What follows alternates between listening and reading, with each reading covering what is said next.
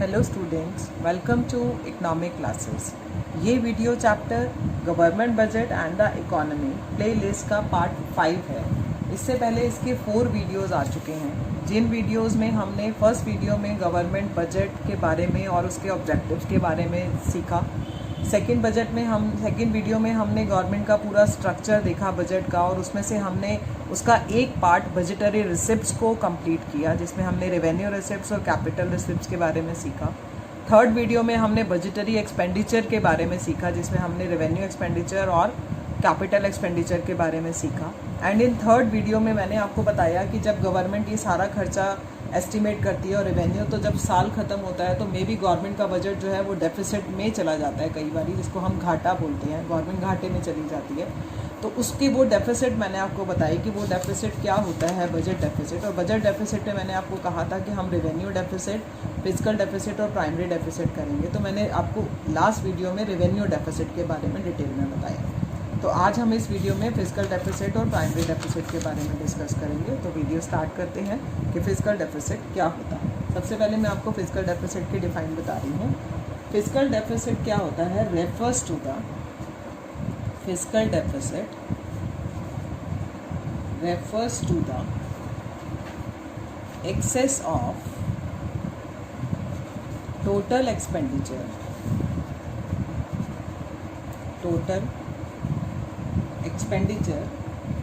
over total receipts excluding, ये बहुत ज़रूरी बात है, इस पे ध्यान देने लायक है, excluding borrowings। तो पहले मैं आपको एक चीज़ क्लियर कर दूं कि हमने इसके अंदर टोटल एक्सपेंडिचर लिया है। टोटल एक्सपेंडिचर का मतलब मैं रेवेन्यू एक्सपेंडिचर भी ले रही हूँ और कैपिटल एक्सपेंडिचर भी ले रही हूँ। फिर मैंने डेफिनेशन में बोला है टोटल रिसिप्ट्स। टोटल रिसिप्ट्स अगर बोलती हूँ और एक्सक्लूडिंग बोरोविंग का मतलब बोलती हूँ, तो मैं बोलूँगी कि रेवेन्यू रिसिप्ट्स तो मैं सारी ले रही हूँ, बट कैपिटल रिसिप्ट्स में से मैं बोरोविंग को नहीं ले रही हूँ, एक्सक्लूडिंग बोरोविंग्स। तो यानी कि अगर मैं इसको ऐसे लिखूं कि जो हमारा टोटल एक्सपेंडिचर ज़्यादा हो जाता है टोटल रिसिप्ट से अदर देन बोरोविंग्स, बोरोविंग को छोड़कर, तो मेरा कौन सा डेफिसिट निकलता है? Physical deficit. अब फिजिकल डेफिसिट के लिए अगर मैं बच्चों इसको ऐसे लिख दूं, टोटल एक्सपेंडिचर माइनस नॉन डेप्ट creating receipts plus revenue receipts. यानी कि मैंने जब रिसिप्ट्स की बात करी तो गवर्नमेंट की मैंने सारी रिसिप्ट्स नहीं ली, मैंने उसमें नॉन डेप्ट क्रिएटिंग रिसिप्ट्स, यानी कि आपको याद हो तो मैंने कैपिटल रिसिप्ट्स में 3 चीज़ें बताई थी आपको। एक मैंने आपको बताया था रिकवरी ऑफ लोन, एक मैंने आपको बताया था डिसइन्वेस्टमेंट, और एक मैंने आपको बताया था बोरोविंग्स। ये दोनों जो मैंने बताई थी ये नॉन डेप्ट क्रिएटिंग होती हैं, जो गवर्नमेंट के ऊपर कोई डेप्ट क्रिएट नहीं करती है, और जो बोरोविंग होती है ये डेप्ट क्रिएटिंग होती है।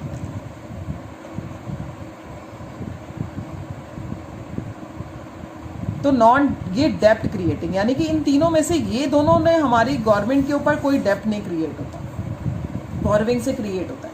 बोरोविंग करी ही डेफिसिट को पूरा करने के लिए ही गवर्नमेंट बोरो कर रही है यहाँ पर, तो इसीलिए मैंने बोरोविंग को इंक्लूड नहीं करना फिजिकल डेफिसिट के अंदर। फिजिकल डेफिसिट का मतलब टोटल एक्सपेंडिचर, रेवेन्यू एक्सपेंडिचर भी सारे लो, कैपिटल एक्सपेंडिचर भी सारे लो, टोटल रिसिप्ट्स में से रेवेन्यू रिसिप्ट सारी लेनी है, कैपिटल रिसिप्ट लेनी है, एक्सक्लूडिंग बोरोविंग, बोरोविंग को छोड़कर। तो इसीलिए मैंने इसको ऐसे भी लिख दिया, टोटल एक्सपेंडिचर माइनस नॉन डेप्ट creating receipt plus revenue receipts. तो ऐसा करने से हमारा क्या आ जाएगा? फिजिकल डेफिसिट आ जाएगा। तो जब हम न्यूमेरिकल करेंगे तो न्यूमेरिकल में कई बार हमें तो सब कुछ गिवन होता है, तो हम ऐसे ही फार्मूला लगा के लेते हैं, बट अगर हमें कैपिटल रिसिप्ट सिंपल दी हैं तो फिर हम उसमें से बोरोविंग को माइनस करके लेंगे। और कई बारी न्यूमेरिकल्स के अंदर हमें दिया ही ऐसे होता है, capital receipts other than borrowings. तो ये हमारा था फिजिकल डेफिसिट। अब फिजिकल डेफिसिट की मैं इम्प्लीकेशन की बात करती हूँ कि इसका इम्प्लीकेशन क्या है। मैंने फिर पहले भी आपको वीडियो में बताया कि ये इम्प्लीकेशंस जो हैं ये बोर्ड के पॉइंट ऑफ व्यू से रिलेटेड है, बट फिर भी इसको समझना क्यों ज़रूरी है। सबसे पहला पॉइंट इसमें मैं बता रही हूँ डेब्ट ट्रैप। डेब्ट ट्रैप क्या होता है? उधार के जाल में फंसना। कि गवर्नमेंट ने क्या करा है कि फिस्कल डेफिसिट का मतलब होता है refers to the total borrowing requirement of the government. Fiscal deficit जो है ये बताता है कि गवर्नमेंट को कितनी रिक्वायरमेंट ऑफ टोटल बोरोविंग, ये गवर्नमेंट की टोटल बोरोविंग रिक्वायरमेंट्स को बताता है कि गवर्नमेंट को अपना डेफिसिट को पूरा करने के लिए टोटल कितना बोरो करने की जरूरत है। Borrow create problem of repayment of loan. आज मैं बोरो करूंगी किसी काम के लिए तो मैं कल को उनका उधार वापस तो करूंगी ना। And also regular interest payment, और उसके साथ साथ मुझे ब्याज भी हर रेगुलर बेसिस पे देना पड़ेगा। रेगुलर बेसिस पर जब मैं अगर इंटरेस्ट दूंगी तो वो इंटरेस्ट किसका पार्ट बनेगा? रेवेन्यू एक्सपेंडिचर का। अब रेवेन्यू एक्सपेंडिचर ज़्यादा होने से मेरे लिए क्या क्रिएट हो जाएगा? रेवेन्यू डेफिसिट, जो मैंने आपको लास्ट वीडियो में बताया। रेवेन्यू डेफिसिट क्या होगा? रेवेन्यू डेफिसिट को ठीक करने के लिए फिर फर्दर गवर्नमेंट को क्या लेना पड़ेगा? बोरोविंग्स करनी पड़ेंगी। तो ये मैंने लास्ट वीडियो में भी बोला था कि जितना बोरोविंग उतना रेवेन्यू डेफिसिट बढ़ेगा, उतना रेवेन्यू डेफिसिट बढ़ेगा उतना हम लोन के जाल में फंसते जाएंगे, यानी कि डेब्ट ट्रैप हमारा बढ़ता जाएगा, हम और ज़्यादा जाल में फंसते जाएंगे। The country is caught in the डेब्ट ट्रैप। तो ये इसका इम्प्लीकेशन हुआ। दूसरा इम्प्लीकेशन क्या हुआ? फॉरेन डिपेंडेंस, क्योंकि मैंने आपको बताया कि गवर्नमेंट 3 जगह से बोरो करती है, या तो आरबीआई से, सेंट्रल बैंक से, या पब्लिक से, या रेस्ट ऑफ द वर्ल्ड से। ठीक है, तो अगर मान लो गवर्नमेंट ने ये हो गया फॉरेन डिपेंडेंस। अगर मान लो गवर्नमेंट जो है वो बोरो करती है रेस्ट ऑफ द वर्ल्ड से, अगर गवर्नमेंट ने रेस्ट ऑफ द वर्ल्ड से बोरो किया तो which is associated with the economic interference, तो उस कंट्री की इंटरफेरेंस हमारे देश में बढ़ेगी। ठीक है, वो अगर इंटरफेरेंस बढ़ेगी तो इंक्रीज, उससे क्या होगा कि इट कॉज इकोनॉमिक स्लेवरी, जो हमारी आज़ादी है उस पर एक थोड़ा डर बैठ जाएगा। इफ़ द लीडिंग कंट्री जो है वो करे dictates in the terms of borrowing country, अगर उनके ऊपर वो राज करना चाहे तो शायद वो ना कर जाए, क्योंकि अगर बोरो बहुत ज़्यादा बढ़ता जाएगा तो ये डर एक हमारे अंदर आ जाता है। ठीक है, तीसरा जो इसका मेन पॉइंट क्या होगा वो है कॉज इन्फ्लेशन। मैंने आपको पहले भी बताया है कि गवर्नमेंट ने अगर इकोनॉमी के अंदर, ठीक है ना, मनी सप्लाई, गवर्नमेंट अगर ज़्यादातर जो ये होता है ना, ये बोरो करने के लिए गवर्नमेंट ना ज़्यादातर वैसे आरबीआई से करती है, और आरबीआई से जो बोरो करती है वो न्यू नोट प्रिंटिंग के थ्रू होता है। और ये न्यू नोट प्रिंटिंग क्या होता है? हमारा डेफिसिट फाइनेंसिंग। अब जो ये न्यू नोट प्रिंट हुए, कोई ये प्रोडक्टिव पर्पस के लिए थोड़ी ना हुए।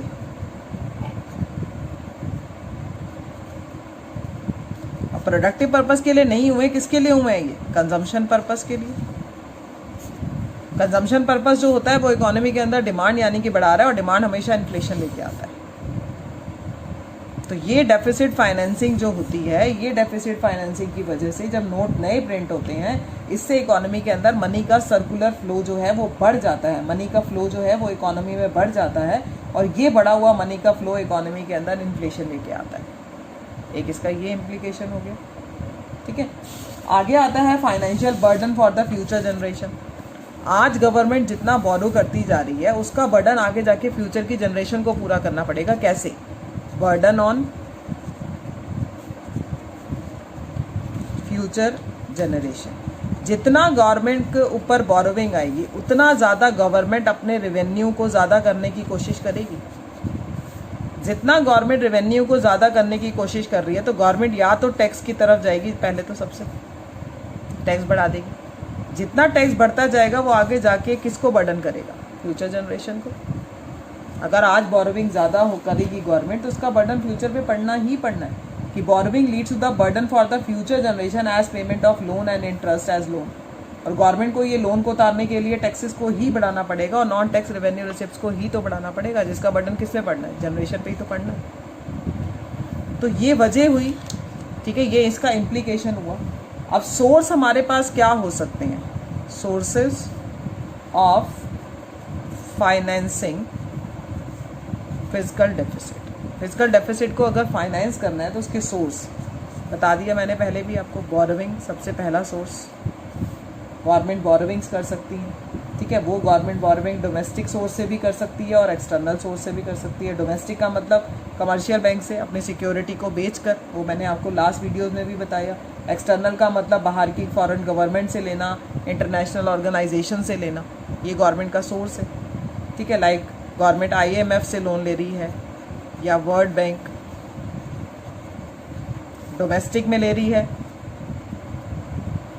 तो गवर्नमेंट कमर्शियल बैंक से ले सकती है। ये सोर्स हो गए, ये इंटरनल हो गया, ये एक्सटर्नल हो गया। एक होता है दूसरा मेन डेफिसिट फाइनेंसिंग, जिसकी मैंने अभी बात करी। RBI को बोलकर उससे लोन लेने का मतलब डेफिसिट फाइनेंसिंग का मतलब न्यू नोट प्रिंटिंग फाइनेंसिंग, और न्यू नोट प्रिंट करने का मतलब डेफिसिट फाइनेंसिंग।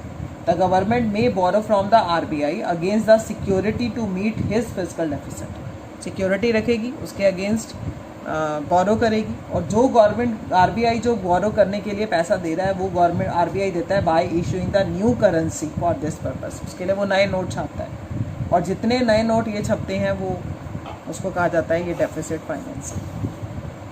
तो ज़्यादातर गवर्नमेंट इसी सोर्स को अडॉप्ट करती है।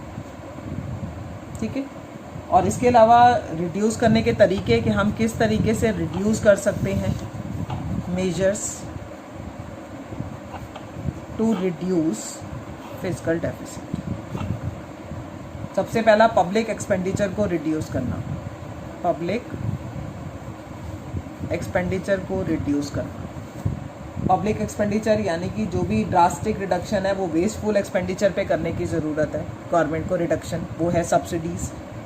ठीक है, by curtailing non plan expenditure, जो गवर्नमेंट के नॉन प्लान एक्सपेंडिचर होते हैं उनको कम कर सकती है गवर्नमेंट। ठीक है, ये हो गया पब्लिक एक्सपेंडिचर के ऊपर। दूसरा गवर्नमेंट अडॉप्ट कर सकती है measures to increase revenue, measures to increase revenue. Government अपने रेवेन्यू बढ़ाए। रेवेन्यू बढ़ाने के लिए मैंने पहले भी बताया टैक्स बढ़ाना, ठीक है, या नए तरह के और टैक्स इम्पोज करना। नॉन टैक्स रेवेन्यू रिसिप्ट्स को बढ़ाने की कोशिश करना, लाइक लैंड के रजिस्ट्रेशन की फ़ीस बढ़ा दी। Effort should be made to increase income from the public sector enterprises. ये मैंने आपको सारे रेवेन्यू में भी बताए थे, यही रेवेन्यू में है, यही फिजिकल डेफिसिट में। और tax evasion should be control, government को टैक्स इवेशन को कंट्रोल करना चाहिए। तो ये मैंने आपको फिजिकल डेफिसिट समझाया। अब हम बात करते हैं प्राइमरी डेफिसिट की।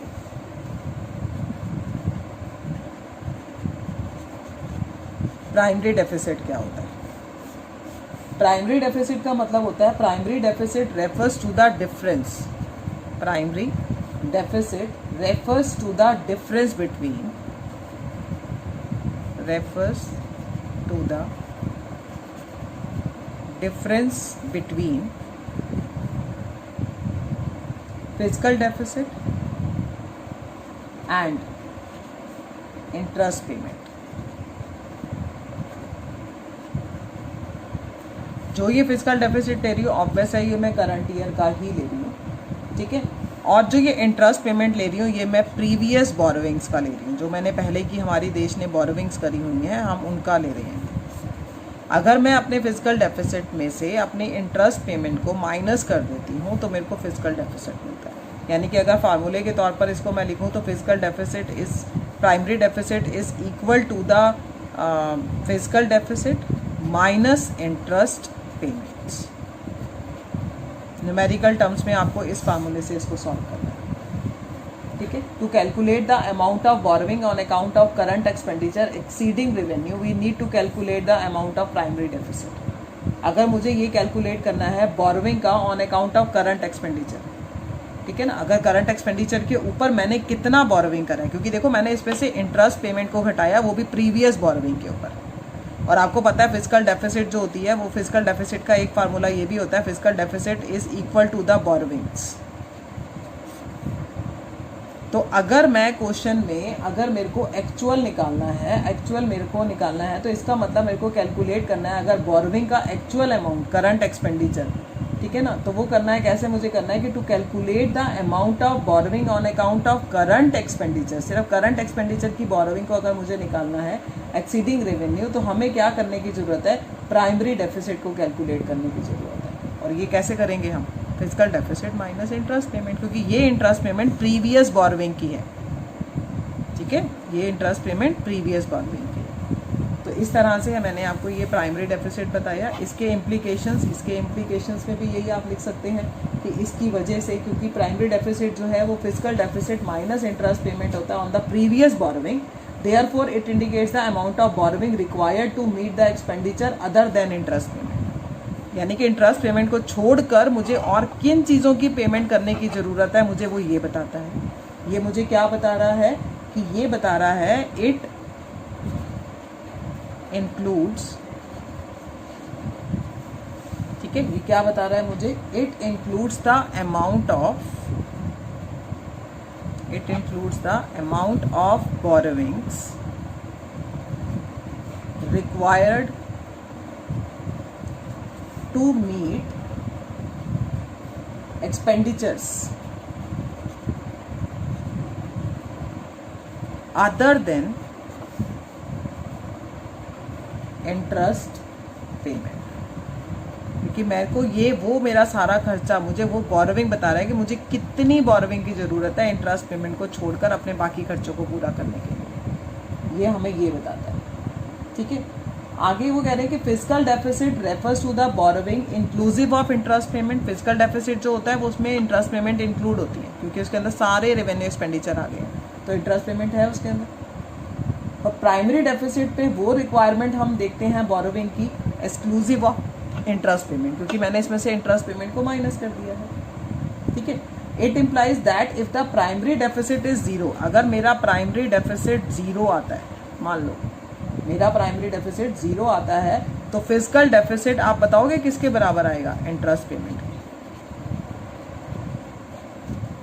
आप खुद लॉजिकली सोचो, ये मेरा आंसर अगर जीरो है, इसका आंसर ये मेरा प्राइमरी डेफिसिट है ही नहीं, तो प्राइमरी डेफिसिट के अंदर मेरी क्या नहीं है, ठीक है, इंटरेस्ट पेमेंट तो नहीं है, बाकी सब तो है। बाकी सब मैंने किस खर्चे के लिए कितना बोरो करा, क्योंकि fiscal deficit is equal to borrowing के होता है, और बोरोविंग जो मैंने करी, अगर मैं उस बोरोविंग में से इंटरेस्ट पेमेंट को हटा दूं तो इसका मतलब ये मेरा जीरो है ना, तो इसका मतलब मेरा फिजिकल डेफिसिट सिर्फ किसके बराबर आ रहा है, इंटरेस्ट के बराबर आ रहा है।